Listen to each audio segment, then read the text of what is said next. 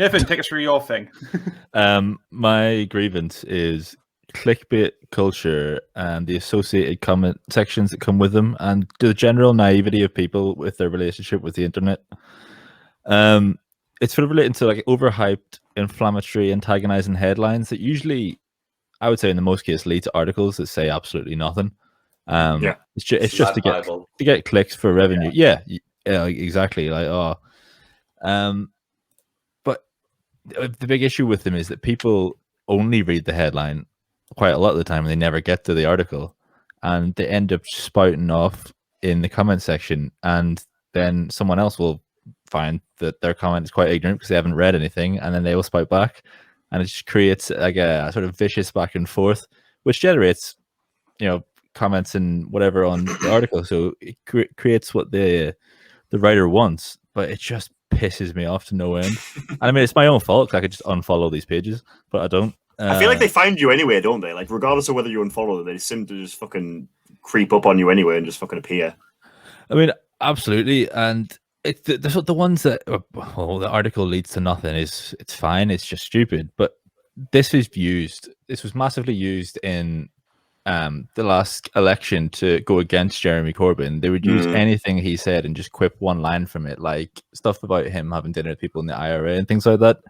It's been used in Brexit, with misinformation relating to the EU, and it was massively used for Trump to get him in.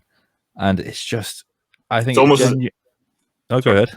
I was saying it's almost as if the media is controlled by one family or something like that. Murdoch, yeah.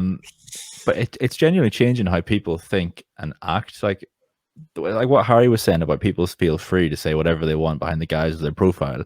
They're essentially dehumanizing whoever is on the end of their vitriol, and they just treat them as if it's something on the internet to attack, not that is a human on the other end that is receiving everything you're saying to them. But it's changing how people act in the sense as well that they're goaded in by these lines, whether it's something by right-wing newspapers trying to generate Islamophobia or just creating a general divide, and it changes how people act on the internet and then act out in real life.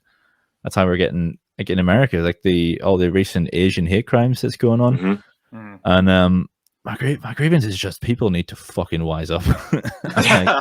Stop. If you just because someone puts something on the internet doesn't mean it's true. Like, it might people I've seen during this lockdown that have reshared stuff that someone has clearly made on their phone and that isn't true about facts and science. And it's just unbelievable. No one looks to the second layer to check where this information's come from. It's just, I've seen that headline, boom.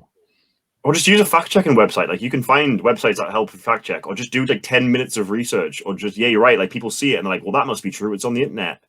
And they don't, it's like that process of like free thought and like actual critical thought and people actually thinking for themselves is gone. And they're just kind of immediately just told what you're right. Like clickbait articles as well. They always start with something fucking stupid. Like, you won't believe what so-and-so's done, or 15 reasons why you should never own a horse, or fucking something dumb like that. And it's always like that. You won't believe this, and it's like I think I probably won't believe it because it's probably not fucking true. In the case of Lad Bible, it's always this is a game changer, and it's like, really fucking is it? Is it? you always look out for that one hero though who has actually read the article and then just posts a little blurb and is like, it's not actually what they're saying. This is what they're saying, and then you are always very grateful for that one hero who is, done the work for you. There is something like with like Twitter and stuff and social media that started like fact checking. I'm not actually massive on Twitter. I don't really know how Twitter works, but hasn't Twitter started fact checking their tweets and stuff like that? And they take all the Trumps. They did it against Trump. They did it against Trump. I don't know. I don't really use Twitter, so I don't know what the crack is with it. But I know they did it for him. Yeah, it's I think anything that was going like saying that the election was rigged or that they were falsifying votes. They were putting a warning sign on that saying this isn't. And one thing they do as well is, if you about a comment on something or share something, it does come up and say you haven't read this article yet. So it says you might want to read this article before going home, which is I think it's a good feature to have because it's almost like a shaming you into being like, you haven't actually read this one, dum dum. But I think again, it goes back to what we were saying before. I'm not even sure that in past times that people, if people had been given this opportunity in previous decades to have the amount of access we had, I think it probably would have been the same then. I think the only difference is that people were kind of ignorantly, they were blissfully ignorant about the landscape of things, and they weren't able to comment and stuff. So I think then it would have been, we would have been in the same situation we are now, because I think people haven't really changed that much. I think we're still the same creatures that we were 20, 30 years ago. We just got a lot more access to the rest of the world than we ever did. Yeah, absolutely. Yeah, the issue is as well, these things become like Chinese whispers, where someone takes the bit that they've seen and then they pass it on to someone else, but they always tend to add on their own little flavor and little spice to it, and it just generates a lie further. It's like every day's April Fool's Day, isn't it? Like that's what it's like. It's just such bollocks, man. Fucking hate everyone. Yeah, I feel the opposite to Liam's love of crowds. I fucking love isolation.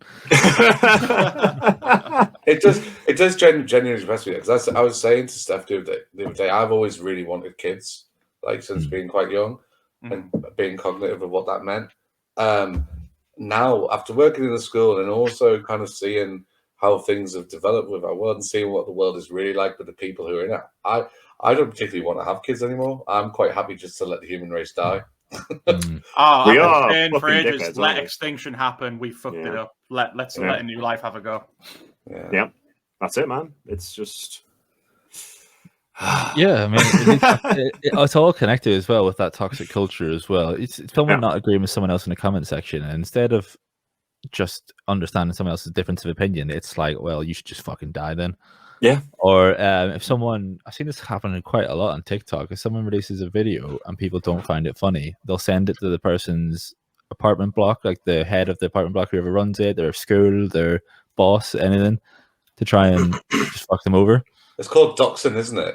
I mean, that's a horrendous thing anyway. I don't particularly agree with the sea of anonymous accounts we have, but I feel that if someone's not really, if someone's just having a joke and they're not doing anything too serious, don't fucking dox someone. So hold on, what are you gaining from that? Explain doxing, because I feel like I might have. I was talking to my mate from kind of the school I used to work at. I won't name the school or the people, but he was saying apparently one of the teachers there started doing TikToks with her daughter, and she basically, someone didn't like them or someone thought they were inappropriate, and they got sent to the head, and basically she got told to take them down. She took all of her social media down. Is that so? I don't know what doxing means. Is that what that is basically? It's basically what I did to. Okay. Make a note of that. Greg's writing down the times 38, 15. I want to see if I can do a really long beep. So.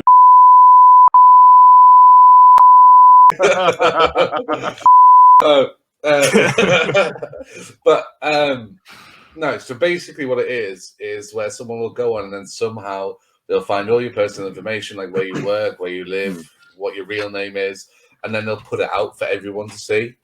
So if you do that and you then go and contact someone who, like what you said, the head teacher or an apartment block, that is essentially doxing. Right. Okay. It's vile. I think, especially when it's done with such malicious intent. I think even where someone has done something where it's abhorrent and they've said something that's horrendous, I still don't think doxing someone's the right way to go about it. I think that's the police's job to step in. If it's that bad, I don't think you then go in and ruin their livelihoods completely. I think you're not the police. It's vigilantism at the end of the day, and I don't particularly agree with that. It creates more toxicity pushing back, because then you get the people who are agreeing with the person who are no longer being educated about what they said is wrong.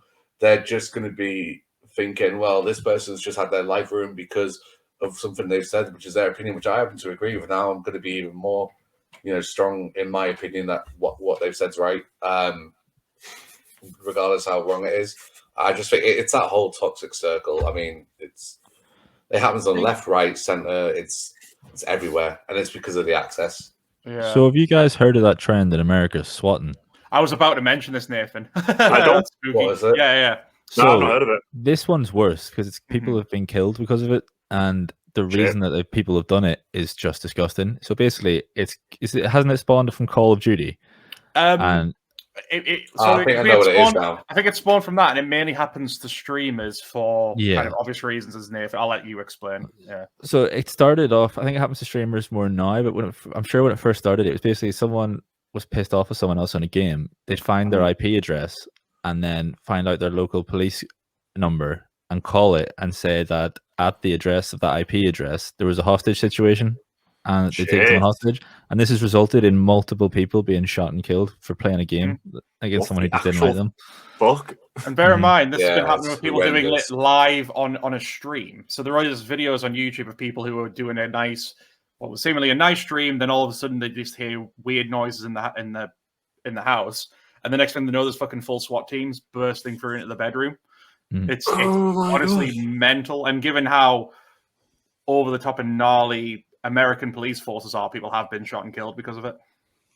It's horrible. I just want to check out of the human race at the minute. This is some bullshit. Like, what the fuck is wrong with us? Do you know what? It makes you grateful that we don't use that ancient Greek system where they just make a random member of the public president or like leader of the country.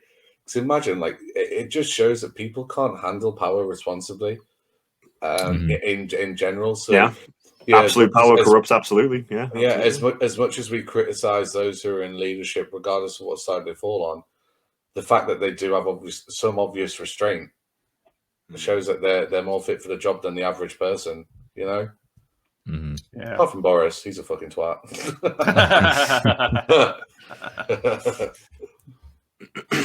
I think that was a really, really good point there, Nathan. Yeah, I think. Yeah, to conclude, I hate people.